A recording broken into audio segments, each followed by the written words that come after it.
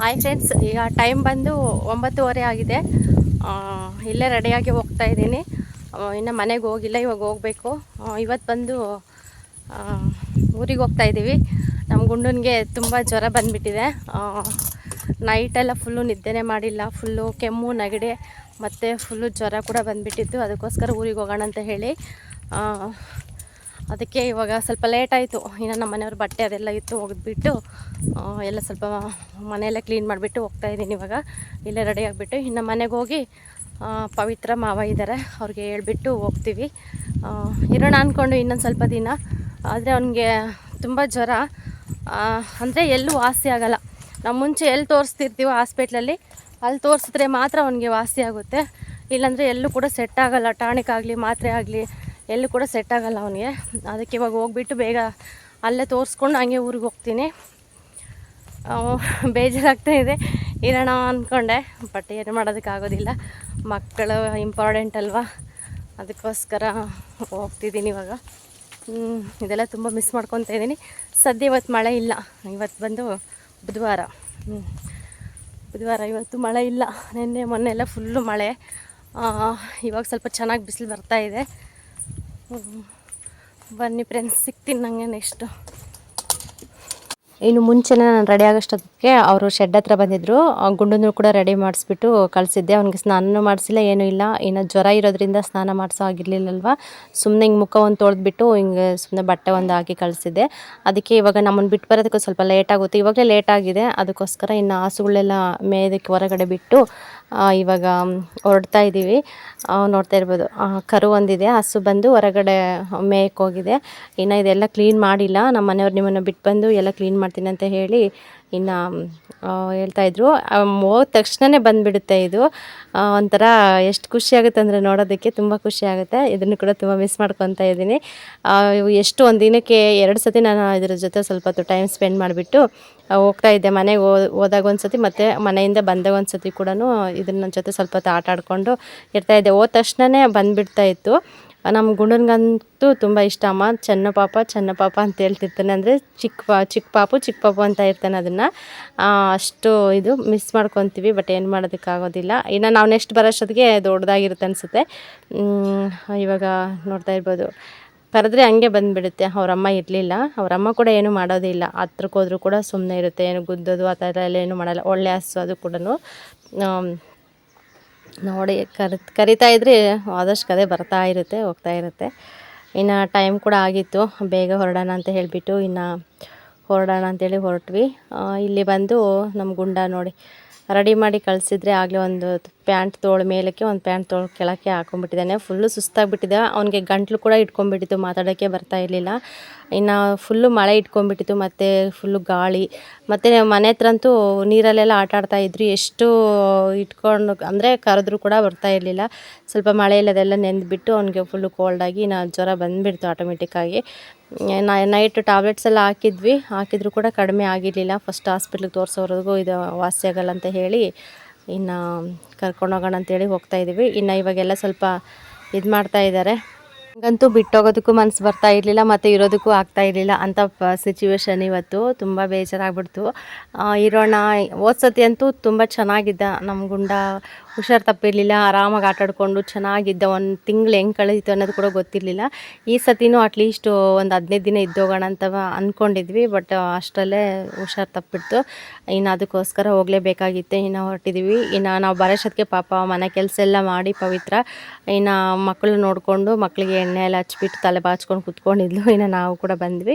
ಅಷ್ಟರಲ್ಲಿ ನಮ್ಮ ಮನೆಯವರು ಕೂಡ ಊಟಕ್ಕೆ ಇಟ್ಕೊಟ್ಟೆ. ಅವರು ಊಟ ಮಾಡಿ ಇನ್ನು ಬಾಕ್ಸ್ ಕೂಡ ತುಂಬಬೇಕಾಗಿತ್ತು. ಇನ್ನು ಬಾಕ್ಸ್ ಎಲ್ಲ ರೆಡಿ ಮಾಡಿಕೊಟ್ಟೆ. ಇನ್ನು ರೆಡಿ ಮಾಡಿಕೊಟ್ಟ ತಕ್ಷಣ ಹೊರಟಿದ್ವಿ. ಇನ್ನು ಪವಿತ್ರ ಇದ್ದು ಕೊಬ್ಬರಿ ತೊಗೊಂಡೋಗೋದು ಬಾ ಅಂತ ಹೇಳಿದ್ಲು. ಇನ್ನು ಕೊಬ್ಬರಿ ಇತ್ತು ಮನೆಯಲ್ಲಿ. ಜಾಸ್ತಿ ಅವ್ರು ಕೊಬ್ಬರಿಯನ್ನು ಯೂಸ್ ಮಾಡಲ್ಲ, ಯಾವಾಗ ತೆಂಗಿನಕಾಯಿ ಜಾಸ್ತಿ ಯೂಸ್ ಮಾಡೋದು. ಇನ್ನು ನಮಗೂ ಕೂಡ ಪವಿತ್ರ ಬಂದು ಊರಿಂದ ತೊಗೊಂಬರ್ತಾಳೆ, ಕಾಯಿ ಆಗಲಿ ಕೊಬ್ಬರಿ ಆಗಲಿ ಅಲ್ಲಿಂದನೇ ತೊಗೊಂಬರ್ತಾ ಇರ್ತಾಳೆ. ಇನ್ನು ಅದಕ್ಕೋಸ್ಕರ ಇಲ್ಲಿ ಕೂಡ ಸಿಗೋದಿಲ್ಲ ಅಲ್ವಾ, ತುಂಬ ಅಪರೂಪ ನಾನು ಕಾಯಿ ಎಲ್ಲ ಯೂಸ್ ಮಾಡೋದು. ಅದಕ್ಕೆ ಮತ್ತು ಹಾಲು ಪೌಡ್ರ್ ಅದೆಲ್ಲ ಸ್ವಲ್ಪ ಇತ್ತು, ನಮ್ಮ ಯೋಷಿತೆಗೆ ಕೊಟ್ಟಿರೋದೆಲ್ಲ ಕೂಡ ಅದೆಲ್ಲ ಸ್ವಲ್ಪ ತೊಗೊಂಡು, ಮತ್ತು ಕೊಬ್ಬರಿ ಎಲ್ಲ ನಮ್ಮ ಅಂಜನೆಲ್ಲ ಓಡಿಸಿ ಕೊಡ್ತಾ ಇದ್ದಾರೆ. ನಮ್ಮ ಯೋಷಿತ ನೋಡ್ತಾ ಇರ್ಬೋದು ಎಣ್ಣೆ ಹಚ್ಕೊಂಡು ಹೆಂಗಿದ್ದಾಳೆ ಅಂತೇಳಿ. ಪಪ್ಪ ಸ್ನಾನನೇ ಮಾಡಿಸಿಲ್ಲ ಮಕ್ಕಳಿಗೆ. ವೆದರ್ ಆ ಥರ ಇದ್ರಂತೂ ಸ್ನಾನ ಮಾಡಿಸೋದಕ್ಕೂ ಭಯ. ಒಳಗಡೆನೇ ಕೂಡಾಕ್ಬಿಡ್ತೀವಿ ಹುಡುಗರನ್ನ. ಅದಕ್ಕೆ ಇವತ್ತೊಂದು ಸ್ವಲ್ಪ ಬಿಸಿಲಿದೆ ಅಲ್ವಾ, ಸ್ನಾನ ಮಾಡಿಸ್ತಾಳೇನೋ. ಈ ಥರ ಸ್ವಲ್ಪ ಲೈಟಾಗಿ ಬಿಸಿಲು ಬಂದರೂ ಏನು ಅನಿಸೋದಿಲ್ಲ. ಜಾಸ್ತಿ ಯಾವಾಗಲೂ ಮೋಡ ಮತ್ತು ಮಳೆ ಬಂದ್ರಂತೂ ನಿಜವಾಗ್ಲೂ ಮಕ್ಕಳ ಎಷ್ಟು ಹುಷಾರಾಗಿ ನೋಡಿಕೊಂಡ್ರು ಕೂಡ ಕಷ್ಟನೇ, ಅಷ್ಟು ಇದಾಗ್ಬಿಡುತ್ತೆ. ಇನ್ನು ನಮ್ಮ ಅತ್ತೆ ಇದ್ದರೂ ಕೂಡ ಯಾವಾಗನೋ ಒಂದು ಟೈಮ್ ಹೇಳ್ತಾ ಇರ್ತಾರೆ, ಇನ್ನು ತೆಂಗಿನಕಾಯಿ ಇದ್ದರೆ ತೆಂಗಿನಕಾಯಿ, ಇಲ್ಲ ಕೊಬ್ಬರಿ ಇದ್ದರೆ ಕೊಬ್ಬರಿ ಏನಾದರೂ ಸ್ವಲ್ಪ ಕೊಡ್ತಾ ಇರ್ತಾರೆ ತೊಗೊಂಡೋಗಂತ ಹೇಳಿ. ಇನ್ನು ನಮ್ಮ ಅತ್ತೆ ಇರಲಿಲ್ಲ, ನಮ್ಮ ಅತ್ತೆ ದುರ್ಗಕ್ಕೆ ಹೋಗಿದ್ರು. ಇನ್ನು ಅದಕ್ಕೋಸ್ಕರ ಮಾವ ಮತ್ತು ನಮ್ಮ ಮಂಜಣ್ಣ, ಪವಿತ್ರ ಮತ್ತು ನಾವು ಅಷ್ಟೇ ಜನ ಇದ್ದಿದ್ದು. ನಮ್ಮ ಅತ್ತೆ ಇರಲಿಲ್ಲ. ಇನ್ನು ಹಂಗೆ ನೆನಪಿಸಿದ್ಲು, ಹಿಂಗೆ ಹಬ್ಬ ಕೂಡ ಬಂತು ನಮ್ಮದು ಮಾರಮ್ಮನ ಹಬ್ಬ. ಇನ್ನು ಸೋಮವಾರದಿಂದ ಸ್ಟಾರ್ಟು. ಸೋಮವಾರ ನಾಗರ ಪಂಚಮಿ, ಮಂಗಳವಾರ ಮಾರಮ್ಮನ ಜಾತ್ರೆ, ಮತ್ತು ಬುಧವಾರ ಬಂದು ಇನ್ನು ಬೇಟೆ ಕಟ್ಟಿದ್ದೆಲ್ಲ ಇದೆ. ಒಂದು ವಾರ ಫುಲ್ಲು ಇದೆ ಹಬ್ಬ ಬಂದು.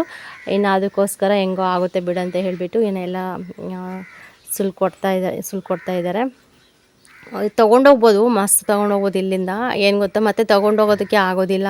ಇನ್ನು ಬಟ್ಟೆ ಇರುತ್ತೆ, ಮತ್ತು ಇದೆಲ್ಲ ತೊಗೊಂಡೋಗೋದಕ್ಕೆ ಸ್ವಲ್ಪ ರಿಸ್ಕ್ ಆಗುತ್ತೆ. ನನ್ನ ಮಗನ ಕರ್ಕೊಂಡು ಕೂಡ ನನಗೆ.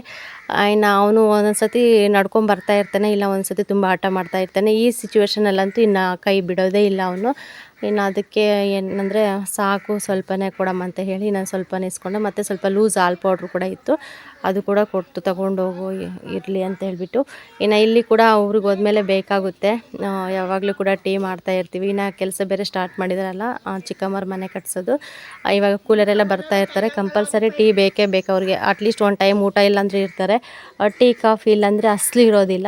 ಅದಕ್ಕೋಸ್ಕರ ಇನ್ನು ಬೇಕಾಗುತ್ತೆ ಅಂತ ಹೇಳಿಬಿಟ್ಟು ಇನ್ನೆಲ್ಲ ರೆಡಿ ಮಾಡ್ಕೊತಾ ಇದ್ದೀನಿ. ಇಲ್ಲಿ ಕೊಬ್ಬರಿ ಒಡ್ಸೋದಕ್ಕೆ ಒಡ್ಸ್ಕೊಡ್ತಾ ಇತ್ತು. ಅದರಲ್ಲಿ ಸ್ವಲ್ಪ ಕಾಯಿ ಥರ ಇತ್ತು, ಅದನ್ನು ಕೂಡ ಎಬ್ಬರಿಸಿ ಕೊಡ್ತಾ ಹೇಳಿ ತೊಗೊಂಡೋಗಂತ ಹೇಳಿ.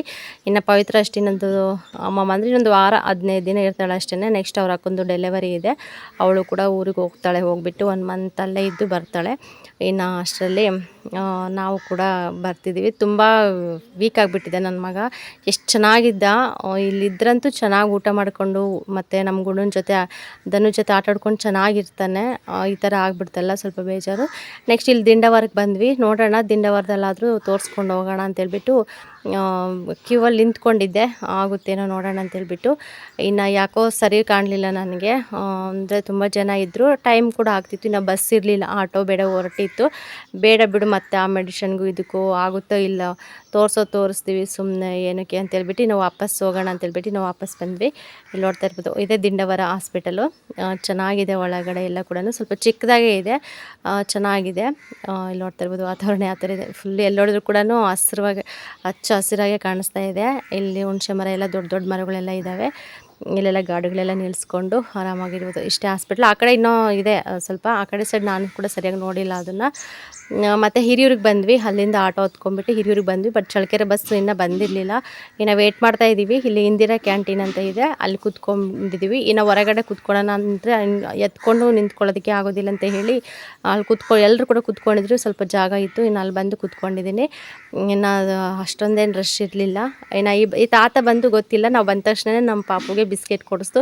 ಇರಲಿ ಬಿಡಿ ಅಂಕಲ್ ಅಂತಂದರೆ, ಇರಲಿ ಬಿಡಮ್ಮ, ನಿಮ್ಮ ಹುಡುಗ ಎಷ್ಟಿದ್ದಾನೆ ಅಷ್ಟೇ ಇದ್ದಾಳೆ ನನ್ನ ಮೊಮ್ಮಗಳು ಕೂಡ. ನನಗೆ ಅದಕ್ಕೆ ನನ್ನ ಮೊಮ್ಮಗಳು ನೆನಪಾದ್ಲು ಅಂತೇಳ್ಬಿಟ್ಟು ಬಿಸ್ಕೆಟ್ ಕೊಡಿಸಿದ್ರು ತಾತ ಇದ್ದು. ಸರಿ ಬಿಡು ಅಂತೇಳ್ಬಿಟ್ಟು ಇನ್ನು ಅವ್ರ ಹತ್ರ ಸ್ವಲ್ಪ ಹೊತ್ತು ಮಾತಾಡ್ಕೊಂಡು ಅಲ್ಲೇ ಕೂತ್ಕೊಂಡು, ಇನ್ನು ಬಸ್ ಕೂಡ ಬಂತು. ಇನ್ನು ಬಸ್ ಬಂದ ತಕ್ಷಣ ನನ್ನ ಮಗ ಹತ್ಕೊಂಡು ಕೂತ್ಕೊಂಡ್ಬಿಟ್ಟು, ಅಮ್ಮ ಇನ್ನೂ ಹೋಗಲಿಲ್ಲ ಬಸ್ಸು, ಅಮ್ಮ ಇನ್ನೂ ಬಸ್ ಹೋಗಲಿಲ್ಲ ಅಂತ ಹೇಳ್ತಾನೆ ಇದ್ದ. ಡ್ರೈವರ್ ಬರಲಿರಪ್ಪ, ಡ್ರೈವರ್ ಬಂದಮೇಲೆ ಹೋಗೋಣ ಅಂತ ಹೇಳಿ ಹಂಗೆ ಸಮಾಧಾನ ಮಾಡ್ತಾಯಿದ್ದೆ. ಅಲ್ಲಿಗೂ ಫುಲ್ಲು ಸುಸ್ತಾಗಿಬಿಟ್ಟಿತ್ತು. ಇನ್ನು ಯಾರೂ ಬಂದಿರಲಿಲ್ಲ. ಇನ್ನು ಸ್ವಲ್ಪ ಜನ ಅವಾಗ ತಾನೇ ಇನ್ನು ನಿಲ್ಲಿಸಿತ್ತು ಬಸ್ ಬಂದ ತಕ್ಷಣ. ಇನ್ನು ಸೀಟೆಲ್ಲ ಖಾಲಿ ಇದೆ. ಇನ್ನು ನಾವು ಹೋಗೋಷ್ಟೊತ್ತಿಗೆ ಸೀಟ್ ಕೂಡ ಫುಲ್ ಆಯಿತು. ಇನ್ನು ಅಲ್ಲಿವರೆಗೂ ಕೂತ್ಕೊಂಡಿದ್ವಿ. ಅವನಿಗೆ ಸ್ವಲ್ಪ ಸಮಾಧಾನ ಮಾಡ್ತಾಯಿದ್ದೀನಿ. ಅಲ್ಲಿ ಸ್ವಲ್ಪ ಗೂಡು ಹತ್ರ ಕುಂದಿರಿಸ್ಬಿಟ್ಟು ಅದೆಲ್ಲ ತೋರಿಸ್ತಾ ಇದ್ದೀನಿ. ಅಲ್ಲಿ ನೋಡು ಬೈಕ್ ಹೋಗ್ತಾ ಇದೆ, ಕಾರ್ ಹೋಗ್ತಾ ಇದೆ, ಟ್ಯಾಕ್ಟ್ರಿ ಎಲ್ಲ ಬರ್ತಾ ಇದೆ ಅಂತ ಹೇಳಿಬಿಟ್ಟು ಹಂಗೆ ಕುಂದಿರಿಸ್ಕೊಂಡಿದ್ದೆ. ಇನ್ನು ಅಂತೂ ಊರಿಗೆ ಬಂದ್ವಿ. ಊರಿಗೆ ಬಂದ ತಕ್ಷಣವೇ ಅವನಿಗೆ ಚಿಕ್ಕಮ್ಮ ಬಂದ ತಕ್ಷಣ ಸ್ವಲ್ಪ ಅನ್ನ ಎಲ್ಲ ತೆಗ್ದಾಕ್ಬಿಟ್ಟು ಸ್ವಲ್ಪ ಮುಖ ಎಲ್ಲ ನೀಟಾಗಿ ಅವ್ರದ್ದು ಏನೋ ಇರುತ್ತಲ್ಲ ಶಾಸ್ತ್ರ ಎಲ್ಲ, ಅದೊಂದು ಸ್ವಲ್ಪ ಸೆರಗು ಮತ್ತು ಪೊರಕೆ ಎಲ್ಲ ತೊಗೊಂಡು ಎಲ್ಲ ಇದು ಮಾಡಿ ಆಮೇಲೆ ಸಂಜೆ ನೈಟ್ ಆಯಿತು. ನಾನು ಬಂದು ಇವಾಗ ಅನ್ನಕ್ಕೆ ಇಟ್ಟಿದ್ದೀನಿ, ಸ್ವಲ್ಪ ಅನ್ನ ಮಾಡೋಣ ಅಂತೇಳಿ. ಅವನಿಗೆ ಬಂದ ತಕ್ಷಣ ಚಿಕ್ಕಮ್ಮ ಬಿಸಿ ಮುದ್ದೆ ಮಾಡಿತ್ತು. ಇನ್ನು ಮುದ್ದೆ ಊಟ ಮಾಡಿಸಿದ್ವಿ. ನಾವು ಬಂದ ಮೇಲೆ ಹೋದರೆ ಡಾಕ್ಟ್ರು ಇರಲಿಲ್ಲ ಇಲ್ಲಿ ಕೂಡ. ಇನ್ನು ತೋರ್ಸೋಕ್ಕಾಗಲಿಲ್ಲ, ಬಿಡು ನೋಡೋಣ ಅಂತೇಳ್ಬಿಟ್ಟು ಇನ್ನು ಬೇರೆ ಡಾಕ್ಟ್ರ್ ಹತ್ರ ಹೋಗಿ ತೋರಿಸ್ಕೊಂಡು ಬಂದ್ವಿ. ಅದೇ ಟಾನಿಕ್ ಎಲ್ಲ ಹಾಕೋಣ ಅಂತ ಹೇಳಿ ನೋಡೋಣ, ಏನಾದರೂ ವಾಸಿ ಆಗಲಿಲ್ಲ ಅಂದರೆ ನಾಳೆ ಬೆಳಿಗ್ಗೆ ಅಷ್ಟೊತ್ತಿಗೆ ಹೋಗೋಣ ಅಂತೇಳ್ಬಿಟ್ಟು ಅದೇ ಇದು ಮಾಡಿಕೊಂಡೆ. ಇನ್ನು ತರಕಾರಿ ಏನು ಎಲ್ಲ ಕೂಡ ಖಾಲಿಯಾಗಿತ್ತು. ಇನ್ನು ನಾವು ಈ ಬುಧವಾರ ತಾನೇ ಬಂದಿದ್ದು, ಅದಕ್ಕೋಸ್ಕರ ಇನ್ನು ನಮ್ಮ ಅಣ್ಣನ ಕೈಯಲ್ಲಿ ಬಂದ ತಕ್ಷಣವೇ ಅಮೌಂಟ್ ಕೊಟ್ಟು ಕಳಿಸಿದ್ದೆ. 100 ರುಪೀಸ್ಗೆ ಸ್ವಲ್ಪ ಮಿಕ್ಸ್ ತರಕಾರಿ ಹಾಕ್ಸ್ಕೊಬರೋಣ ಅಂತೇಳ್ಬಿಟ್ಟು ಇನ್ನು ಹಸಿರು ಮೆಣಸಿನ್ಕಾಯಿ ಮತ್ತು ಟೊಮೊಟೊ, ಬದನೆಕಾಯಿ, ಆಲೂಗೆಡ್ಡೆ ಇಷ್ಟು ತರಕಾರಿ ಕೊಟ್ಟಿದ್ದರು. ಚೆನ್ನಾಗಿ ಕೊಟ್ಟಿದ್ರು, ಪರವಾಗಿಲ್ಲ. ಸ್ವಲ್ಪ ರೇಟೆಲ್ಲ ಜಾಸ್ತಿ ಇದೆ ಈಗ. ಟೊಮೊಟೊ ಅಂತೂ 40 ರೂಪಾಯಿ, 50 ರೂಪಾಯಿ ಕೆಜಿ ಮಾರ್ತಾಯಿದ್ದಾರೆ. ಬಟ್ ಟೊಮೊಟೊ ಇಲ್ಲಾಂದ್ರೂ ಕೂಡ ನಡೆಯೋದಿಲ್ಲ ಅಲ್ವಾ. ಅದಕ್ಕೆ ಎಷ್ಟಾಗುತ್ತೋ ಅಷ್ಟು ತರಿಸ್ಕೊಳ್ಳೋಣ ಅಂತೇಳ್ಬಿಟ್ಟು ಫಸ್ಟು 100 ರುಪೀಸ್ ಕೊಟ್ಬಿಟ್ಟು ತರಿಸ್ಕೊಂಡೆ. ಫ್ರೆಶ್ ಆಗಿತ್ತು ತರಕಾರಿ ಕೂಡ. ಇನ್ನು ಎಲ್ಲ ಕೂಡ ಬುಟ್ಟಿಗೆ ಹಾಕ್ತಾಯಿದ್ದೀನಿ. ಇನ್ನು ಫ್ರಿಜ್ ಇದೆ, ಫ್ರಿಜ್ ಎತ್ತಿಟ್ಬಿಟ್ಟಿದ್ದೀವಿ. ಅದು ಇಟ್ಕೊಳ್ಳೋದಕ್ಕೆ ಜಾಗ ಆಗ್ತಾಯಿಲ್ಲ ನನಗೆ. ಅದಕ್ಕೋಸ್ಕರ ಇವಾಗ ತರಕಾರಿ ಬುಟ್ಟಿಯಲ್ಲಿ ಹಾಕ್ಬಿಟ್ಟು ಒಂದು ಕಾಟನ್ ಬಟ್ಟೆ ಇರುತ್ತಲ್ಲ, ಕಾಟನ್ ಬಟ್ಟೆ ತೊಗೊಂಡು ಸ್ವಲ್ಪ ನೆನೆಸ್ಬಿಟ್ಟು ಚೆನ್ನಾಗಿ ನೀರೆಲ್ಲ ಹಿಂಡ್ಬಿಟ್ಟು ತರಕಾರಿ ಮೇಲೆ ಒದಿಸ್ಬಿಟ್ರಂತೂ ಫ್ರೆಶ್ ಆಗಿರುತ್ತೆ, ಏನೂ ಕೂಡ ಹಾಳಾಗೋದಿಲ್ಲ. ಒಂದು ವಾರ ಆದರೂ ಕೂಡ ತುಂಬ ಫ್ರೆಶ್ ಆಗಿರುತ್ತೆ. ನಾನು ಮುಂಚೆನೂ ಅಷ್ಟೇ ಆ ಥರನೇ ಮಾಡ್ತಾಯಿದ್ದಿದ್ದು. ಇವಾಗಲೂ ಕೂಡ ಅದನ್ನೇ ಮಾಡೋಣ ಅಂತೇಳ್ಬಿಟ್ಟು ಎಲ್ಲ ಜೋಡಿಸ್ತಾ ಇದ್ದೀನಿ. ಇಲ್ಲಿ ನೋಡ್ತಾ ಇರ್ಬೋದು, ಬಂದಿದ್ದೀನಿ ಮನೆಗೆ. ಮನಸ್ಸೆಲ್ಲ ನನಗೆ ಊರ ಕಡೆನೇ ಇದೆ. ಪವಿತ್ರ ನೆನಪಾಗ್ತಾಯಿದ್ಲು, ಮತ್ತು ನಮ್ಮ ಯುವಶಿತ, ನಮ್ಮದನು, ಮತ್ತು ನಮ್ಮ ಮನೆಯವ್ರು ಎಲ್ಲರೂ ಕೂಡ ನೆನಪಾಗ್ತಾಯಿದ್ರು. ಬಟ್ ಏನು ಮಾಡೋಕ್ಕಾಗುತ್ತೆ, ಪಾಪುಗೂ ಹುಷಾರಿಲ್ಲ ಅಂದಮೇಲೆ ಬಂದುಬಿಟ್ಟೆ. ಹಂಗೆ ನಾವೆಲ್ಲಾದರೂ ಹೋಗಿ ಬಂದಾಗ 1-2 ದಿನ ಆದರೂ ಕೂಡ ಒಂಥರ ಮನಸ್ಸೇ ಒಂಥರ ಸರಿ ಇರೋದಿಲ್ಲ, ಮಂಕ್ ಥರ ಅನಿಸ್ಬಿಡುತ್ತೆ. ಏನು ಮಾಡೋಕ್ಕಾಗೋದಿಲ್ಲ. ಇನ್ನು ಈ ಕಡೆ ಬಂದು ಸ್ವಲ್ಪ ಚಿತ್ರಾನ್ನ ಗೊಜ್ಜು ಮಾಡೋಣ ಅಂತ ಹೇಳಿಬಿಟ್ಟು ಇನ್ನು ಸ್ವಲ್ಪ ಹಸಿರು ಮೆಣಸಿನ್ಕಾಯಿ, ಟೊಮೊಟೊ, ಈರುಳ್ಳಿ ಎಲ್ಲ ಕಟ್ ಮಾಡಿಕೊಂಡು ಇನ್ನು ಒಗ್ಗರಣೆ ಕೊಡ್ತಾಯಿದ್ದೀನಿ. ಒಂದು ಕಡೆ ಒಗ್ಗರಣೆ ಕೊಟ್ಕೊತ ಒಂದು ಕಡೆ ತರಕಾರಿ ಎಲ್ಲ ಜೋಡಿಸ್ಕೊತಾ ಇದ್ದೆ. ಇನ್ನು ನಮ್ಮ ಗುಂಡ ಬಂದು ಆಟ ಆಡ್ತಾಯಿದ್ದೆ. ಓಕೆ ಫ್ರೆಂಡ್ಸ್, ಈ ಚಿಕ್ಕ ವಿಡಿಯೋ ನಿಮಗೆ ಸ್ವಲ್ಪನಾದರೂ ಇಷ್ಟ ಆದರೆ ಲೈಕ್ ಮಾಡಿ, ಕಮೆಂಟ್ ಮಾಡಿ, ಶೇರ್ ಮಾಡಿ.